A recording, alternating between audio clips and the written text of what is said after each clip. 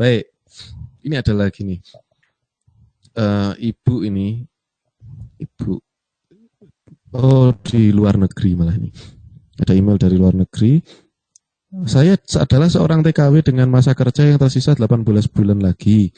Dan saya tidak berencana kembali ke luar negeri sebagai TKW. Saat ini saya sedang punya hutang dengan agunan rumah sejumlah 100 juta dan hutang pada rentenir. Nah, ini berat ini, rentenirnya ini. Sejumlah 50 juta. Jadi sebelum saya teruskan, ada dua perbedaan, satu hutang dengan bank, satu dengan rentenir. Kalau dengan bank itu kita masih gampang, yang penting kita paham hukum. Kalau rentenir itu Anda harus tetap logis ya, harus menghadapi rentenir harus pakai logis, jangan terlibat perasaan kalau sama rentenir. Ya. Nah, ini saya lanjut. Sedangkan gaji saya 18 bulan ke depan belum cukup untuk melunasi keduanya. Bagaimanakah solusinya agar sepulang saya nanti saya bisa punya usaha yang hasilnya bisa saya gunakan untuk mencicil atau melunasi kedua hutang tersebut? Terima kasih atas kesempatan yang diberikan. Baik. Ini problem yang cukup unik karena beliau TKW. Ya, saya ada beberapa Pak ini yang sempat konsultasi dengan saya dan beberapa saudara kita sampai bekerja di luar negeri, banyak yang memang di Indonesia dia punya utang gitu. Ada juga yang di sana juga sampai punya utang di sana juga ada gitu, yaitu apa namanya? Ya, makanya itu dan apa katanya banknya juga connect ke Indonesia juga. Oh begitu. Nah ini apa namanya? Tadi utangnya adalah dengan agunan sertifikat ya. Ya. Ini dengan sertifikat dan rentenir. Nah ini pembahasannya agak berbeda. Kalau rentenir itu nanti silakan Anda yang bermasalah dengan rentenir, Anda download di www.arlikurnia.com/download gratis. Ya, di situ ada apa namanya? Saya punya e-book ya khusus yang saya bagikan gratis bagaimana menghadapi rentenir ya. Sebelumnya saya mau kasih clue-nya dulu bahwa utang-utang yang Anda kalau terlibat praktek rentenir itu tadi biasanya ada beberapa kategori rentenir kalau menurut saya. Satu, rentenir yang halus, ya. Dua, rentenir yang kasar, gampangnya gitulah gitu. Ya. Rentenir yang kasar itu jauh lebih mudah tapi makan hati gitu ya. Itu makan hati, Pak. Makanya jangan terbawa perasaan tadi ya. Iya itu. Yang sulit adalah rentenir yang halus. Rentenir yang halus itu biasanya dia memainkan sertifikat dan dia hampir seperti bank, Pak. Karakternya, sikapnya itu halus. Bahkan dia tidak mau mengeluarkan duit kalau tidak ada jaminan. Ini yang rentenir ini juga tentunya dengan jaminan ya? Kayaknya enggak, Pak. Tapi dia tidak ceritakan, saya tidak tahu. Bisa iya, bisa tidak. Gitu ya. 50 juta, mungkin enggak, Pak, kalau rentenir. Ya, kalau saya boleh memilah misalnya, Mas ya. Ya. Ini yang rentenir sebaiknya diselesaikan dulu. Ya. Itu yang lebih awal. Ya. Mungkin.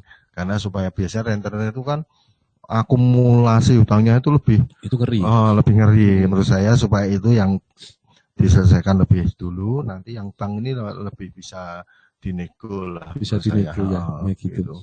Kalau itu betul ya, makanya tadi saya coba membahas untuk yang rentenir dulu ya untuk ibu ini. Yang rentenir ini kalau seandainya ibu bisa berkomunikasi, ya satu ini dilihat dulu rentenirnya seperti apa karakternya, kasar apa halus. Kalau kasar lebih enak. Kenapa? Karena kalau kasar, kita bisa memakai jalur hukum. Ya, satu dia tidak ada lembaga, yang kedua prakteknya memang ilegal, gitu. Yang ketiga rentan sekali terhadap pidana. Ya, dia ngomong kasar dikit aja pidana. Ya. Gitu. Dia maki-maki pidana, kan gitu. Ya. Dia sampai ngebrak di rumah ya, datang dan kasar marah-marah seperti itu bisa tersangkut pidana. Cuman menghadapinya harus logis, maksudnya jangan takut. Kebanyakan sih kita sih digebrak itu kan biasanya kalau yang kasar itu kan premanisme ya, Pak. Jadi yang namanya premanisme itu kemungkinan ini mungkin Mas Ali, ibu ini butuh butuh teman untuk yang memahami tentang hukum atau butuh lawyer atau apa, mungkin ada bantuan itu ini. Iya. Kalau saran saya ya untuk ini dan biasanya kalau seperti ini kalau seringnya ya kita bersinggungan dari terus jadi tertutup, Pak. Tertutup. Ya. Saran saya, Ibu jangan tertutup. Maksudnya minta dukungan ya sama keluarga juga, sama saudara. Ibu pengen menyelesaikan dan pengen membayar gitu. Minta dukungan tuh secara moral dan secara backup saja ya gitu. Kalau punya saudara atau keluarga mungkin ada yang aparat atau punya relasi juga pengacara, bisa berkonsultasi dan minimal bisa untuk backup. Backup itu maksudnya secara moral kita bisa disupport dulu. Supaya menghadapinya tuh tenang. Karena kalau bunga itu Anda ikuti, Anda tidak akan bisa membayar. Saran saya, dulu yang dipinjam berapa, terus bisa dengan secara tertulis, bisa kalau yang pernah dilakukan tuh ke RT RW juga. Ke RT RW, jadi bikin surat, terus kemudian menghadapi rentenir itu dengan surat dan dengan diketahui oleh pihak setempat ya gitu. Jadi ya yang berwenang supaya itu yang tadinya ilegal kita coba melegalkan gitu. Maksudnya tadinya perjanjian yang tidak resmi terus coba kita supaya lebih dia merasa gimana. Kadang-kadang ngeper, Pak, kalau digitukan tuh ngeper. Akhirnya terus ini tahu hukum dan sebagainya. Nah, seperti itu.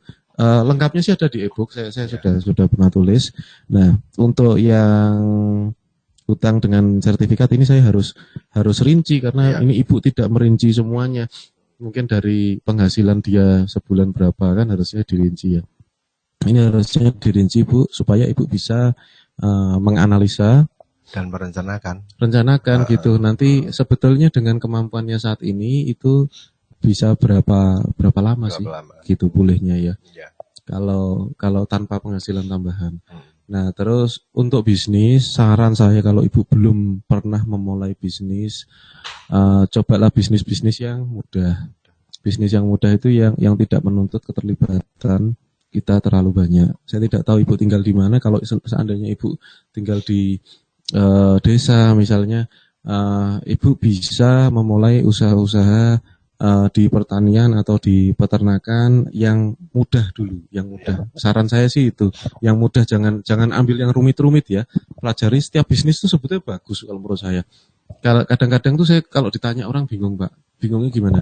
Pak Ali, ini saya harus usaha apa gitu.